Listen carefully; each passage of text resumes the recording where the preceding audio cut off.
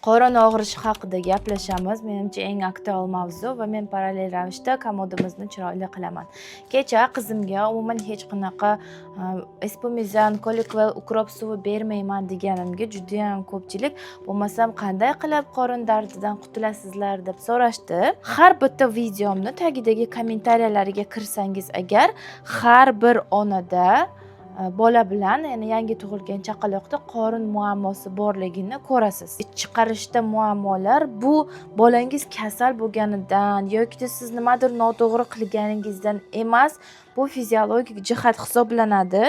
Chunki bilamiz, chaqaloqlar to'liq rivojlanmasdan tug'iladi va birinchi yil davomida o'sha ichki organlari ham bola bilan birgalikda rivojlanishni boshlaydi. Va albatta yangi tug'ilgan chaqaloq qanday qilib siyishni, qanday qilib ich chiqarishni bilmaydi. Shu sababli ham kuchanadi, qizaradi, qiynaladi, yig'laydi. Bu voy ich qotdi degani emas, prosta bola mana shu proses, ya'ni jarayon qanaqa o'tishini bilmasligi sababli ham yig'layotganidan dalolat beradi. Ya'ni qizarish, chiranish bu kakashkasi qattiq bo'lib qolgani degani emas. O'zingiz chiqarganida ko'rasiz-ku, o'sha suyuq, kashasimon, sariq ekanligini. Bu o'sha oddiy normal kakashka, ya'ni yashil bo'lsa ham bu oddiy degani, yaxshi degani. Muhimi qop-qora bo'lmasin, qip-qizil, ya'ni qonsimon bo'lmasin, oppoq bo'lmasin. Qolgani hammasi yaxshi. Va bundan tashqari ich qotish degani bu kolbasa yoki dumaloq qo'ynikidek chiqdi degani. Kashasimon chiqsa bu ich qotish emas.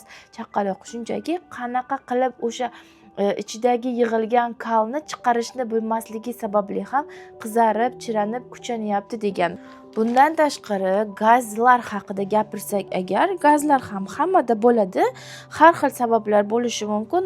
Masalan, rostdan sizni qorningiz bilan muammo bo'layotgan bo'lsa, ya'ni sizda hozir ich qotish bo'layotgan bo'lsa, bolada ham ich qotish bo'ladi. Sizni qorningizda gazlar bezovtalangan bo'lsa, bolada ham shu muammo bo'ladi. Emiyotganida ko'p havo yutib yorsa ham shunaqa bo'ladi. Bundan tashqari aytganimdek, bu rivojlanishning bir qismi.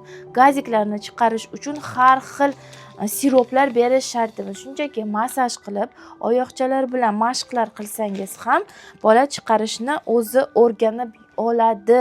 Va albatta agar siz doimiy ravishda o'sha ich kelishida chiqarishda glitserin bilan yordam beraversangiz, bola mustaqil qilishni o'rganmaydi.